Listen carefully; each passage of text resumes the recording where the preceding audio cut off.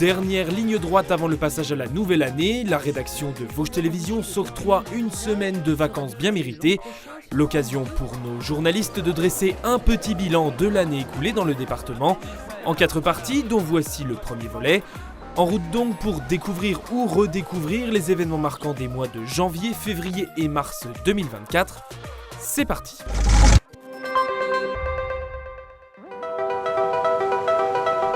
Et l'on débute ce mois de janvier avec des vacances qui se prolongent pour certains privilégiés. Avec ce constat, il n'y a pas que le ski dans la vie. Malgré le manque de neige, les touristes ont trouvé de quoi s'occuper.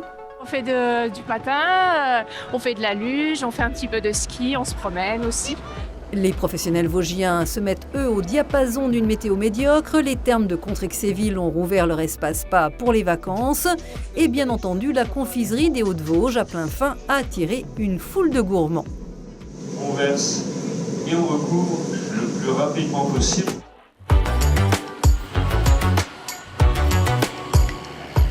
Lorsqu'elle est là, même fabriquée par les enneigeurs et avec le soleil, la neige fait le bonheur des skieurs. Mais à Gérardmer, l'avenir de la station reste incertain. Un appel d'offres va être lancé pour trouver un ou des investisseurs pour reprendre le domaine en délégation de service public. Si il n'y a pas de candidat ou si les candidats qui se présentent ne répondent pas clairement à ce que l'on souhaite, aussi bien au niveau financièrement qu'au niveau technique, c'est la municipalité effectivement qui sera obligée de poursuivre la gestion de ce domaine de ski. Faute de candidats, la commune reste en effet gestionnaire du domaine en l'ouvrant avec parcimonie. L'or blanc devient rare et cela pose aussi question pour le sport de haut niveau. Un projet d'un stade 4 saisons pourrait voir le jour à la Bresse, 4 ans avant les Jeux Olympiques d'hiver prévus en France. On est peut-être un peu en retard, on aurait dû créer ce projet il y a 10-15 ans malheureusement. Bon voilà, maintenant on a bien travaillé ensemble sur un cahier des charges commun pour répondre à toutes nos exigences de toutes nos disciplines. C'est une pépite du textile vosgien, la marque 1083, tissée dans l'usine de Rupt-sur-Moselle, sort une nouvelle gamme de jeans écologiques 100% made in France, à base de coton français et de denim recyclé. Exemple d'une ruralité qui se bat pour exister sur les hauteurs du Tauly. Une trentaine d'habitants au sein d'une société d'intérêt collectif a transformé une ferme de Laveline-du-Houx en magasin multiservice. Une idée, un chef de file et beaucoup de ténacité pour faire comprendre que, encore une fois, l'investissement c'est une chose, mais après, il faut que le fonctionnement suive. Pour moi qui représente l'État, c'est une image de tout ce qui peut se faire dans les territoires et qu'on soutient. Donc ça c'est clair, la cohésion du territoire sous différentes dimensions. Là il y a un vrai motif d'espoir pour des territoires qui se sentent parfois un peu oubliés mais qui en réalité sont aujourd'hui au cœur des préoccupations des collectivités, à commencer par celle de la région. On va cibler les produits de 2 marques principalement, de 2 industriels qui sont Lactalis et Savencia. Lactalis, c'est un nom dont on reparlera dans quelques mois dans les Vosges et qui suscite déjà en ce début d'année la colère des agriculteurs confrontés à la baisse du prix de vente du lait. Le 22 janvier, ils mènent une opération coup de poing dans un hypermarché pour rendre invendables des produits du géant de l'agroalimentaire.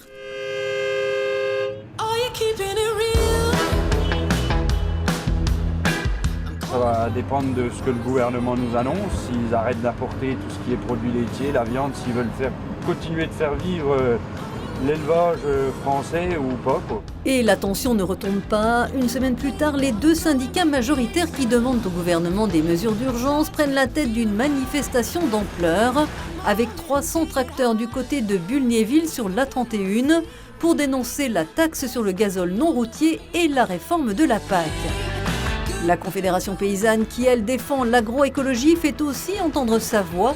Les annonces gouvernementales sont jugées insuffisantes, notamment sur le bio. Le mouvement agricole se poursuit le 31 janvier. Des tracteurs bloquent la laiterie Lactalis à Corcieux. Et le lendemain, ils sont beaucoup plus nombreux et convergent de tout le département pour bloquer la Nationale 57.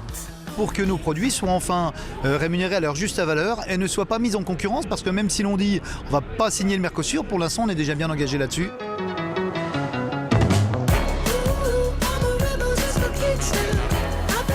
En ce début d'année, du côté de la Déodacie, c'est l'entreprise Lucart de Laval-sur-Vologne qui fait office de Père Noël en rachetant l'ancienne base Intermarché.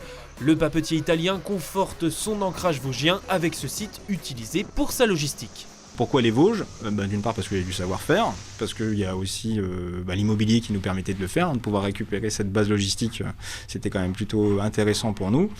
Et ça permet aussi de limiter les coûts de transport, puisque quand on vient des Vosges, c'est plus facile d'aller en Allemagne, et c'est plus facile d'aller dans le Benelux que si on vient de la Toscane. Le 26 janvier, un drame de la route vient endeuiller la commune du Tillot. Le conducteur d'un camion a démarré sans voir un piéton qui traversait. La victime de 78 ans, traînée sur une dizaine de mètres, n'a pas survécu. Sordide fait divers également, fin janvier à plein fin, 3 personnes, la conjointe et 2 des fils de la victime, ont été mises en examen pour meurtre précédé d'actes de torture et de barbarie à l'encontre d'un homme de 55 ans.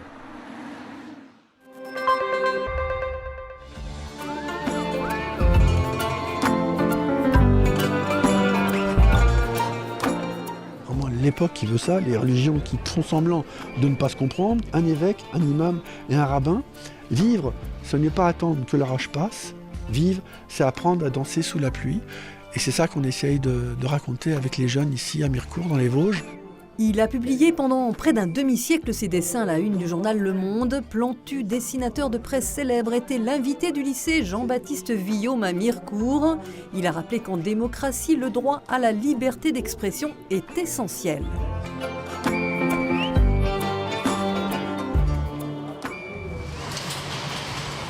En ce début du mois de février, c'est l'inquiétude pour les 234 salariés de l'usine Nestlé Sipa d'Arches spécialisée dans les petits pots pour bébés. Leur entreprise change de main et devrait être cédée à un fonds d'investissement français de l'agroalimentaire.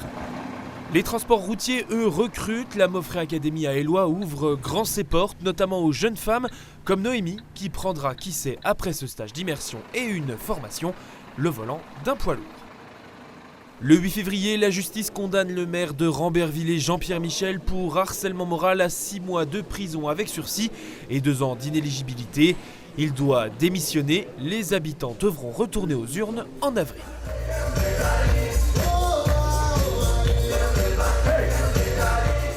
Le breakdance sera représenté pour la première fois aux Jeux Olympiques à Paris cet été. L'attrait pour cette discipline sportive et artistique ne se dément pas. 2000 personnes participent en cette mi-février au festival Break the Ice à la Souris Verte à Épinal.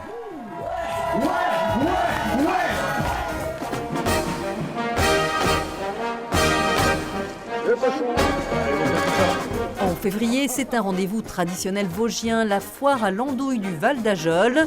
Réunie sur 3 jours de festivités, 45 000 personnes pour voir défiler notamment la confrérie des Tastandouilles et Gandoyaux qui compte 41 nouveaux membres.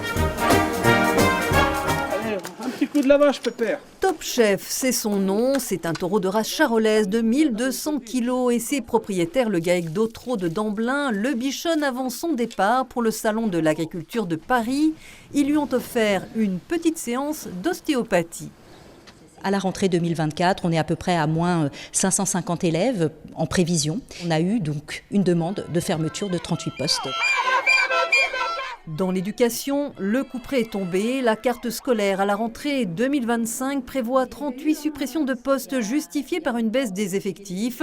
Avec 547 élèves en moins dans les Vosges, les syndicats protestent et dans de nombreuses communes concernées par des fermetures de classes, on se mobilise comme ce 26 février à Bande-Laveline. L'antisémitisme n'épargne pas les Vosges. Le 14 octobre 2023, un individu avait menacé de faire sauter la synagogue d'Épinal et d'attenter à la vie de la représentante de la communauté israélite. Il a été condamné à 3 mois de prison avec sursis. Des faits qui ont ému et suscité la mobilisation de nombreuses personnes de toutes confessions. Et si le blé me file du bonheur, je me ferai peut-être agriculteur. Dans un contexte tendu de crise agricole, c'est une pause. Le monde paysan vosgien est comme chaque année fin février monté à la capitale pour participer au Salon international de l'agriculture. Girly, une superbe vache déjà championne de la race des Vosgiennes, garde son titre et empoche même celui de meilleure fromagère. Ce salon, c'est une vitrine pour le département qui a investi dans un espace de 100 mètres carrés aux couleurs de la marque du territoire Je vois la vie en Vosges. Des producteurs et artisans décrocheront également des médailles au concours général agricole.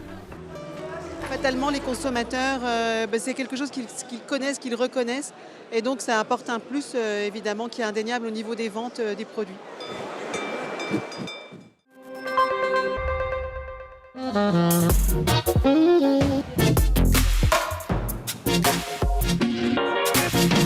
Nous voici le 1er mars. Gabriel Attal, Premier ministre, avait choisi les Vosges pour promouvoir la réforme du RSA expérimentée à Épinal. L'obtention du revenu de solidarité active pourrait être conditionnée à une dizaine d'heures d'activité.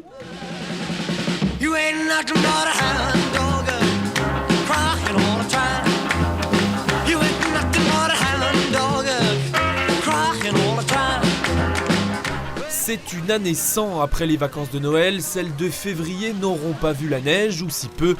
Avec 2 pistes de ski ouvertes seulement pour la plus importante des stations, celle de la Bressonnec. Alors la patinoire de la Bresse, elle, n'a pas désempli.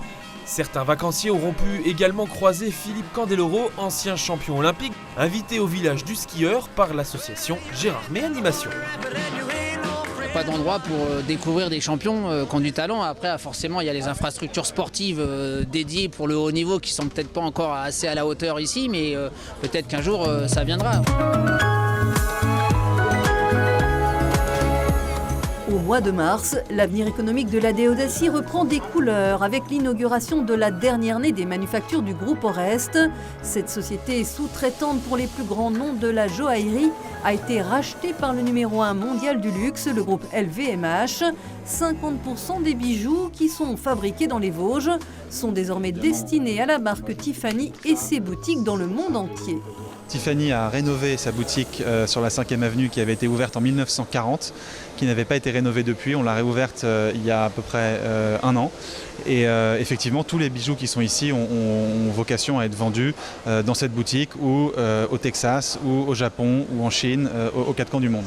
La Déodacie compte également un second sous-traitant en joaillerie, Aurigan, et mise sur ce secteur industriel qui recrute avec un partenariat public-privé qui s'est mis en place avec la région Grand Est pour la création d'une plateforme de formation au lycée Georges Beaumont de Saint-Dié qui permettra de former en alternance les futurs bijoutiers joailliers embauchés par la suite dans l'une des 2 entreprises.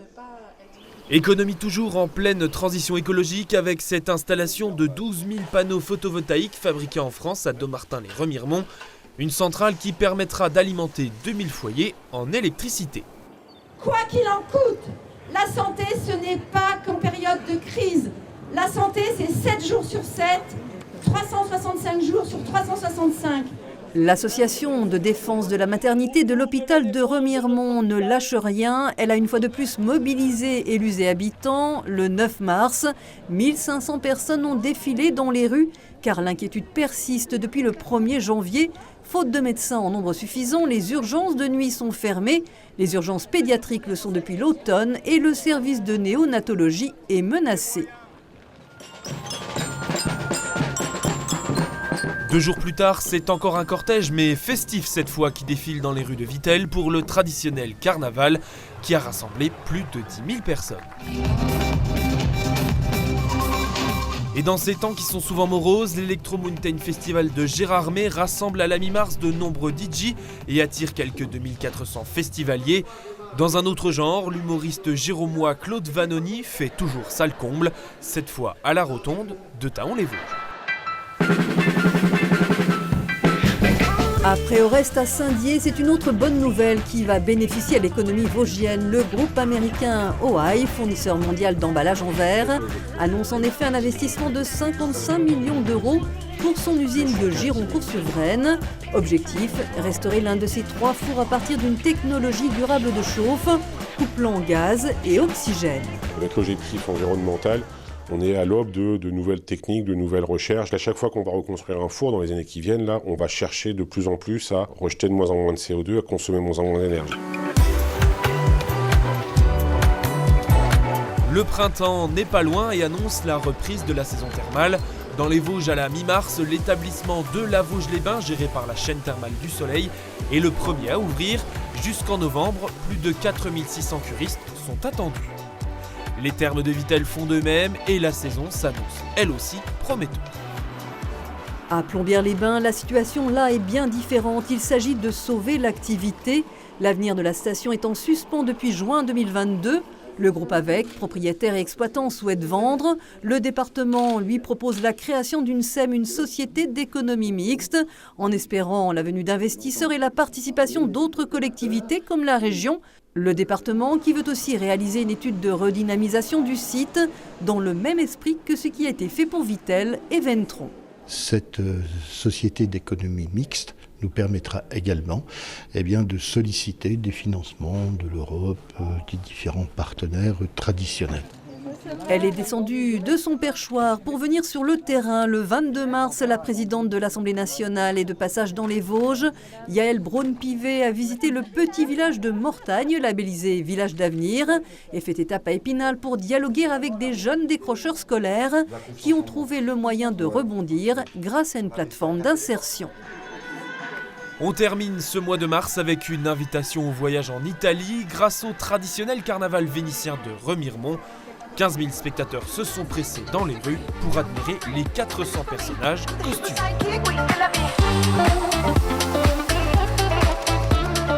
Ainsi s'achève cette rétrospective et notre tour d'horizon non exhaustif, vous vous en doutez, de l'actualité de ce début d'année dans le département. Prochain arrêt, les mois d'avril, mai et juin.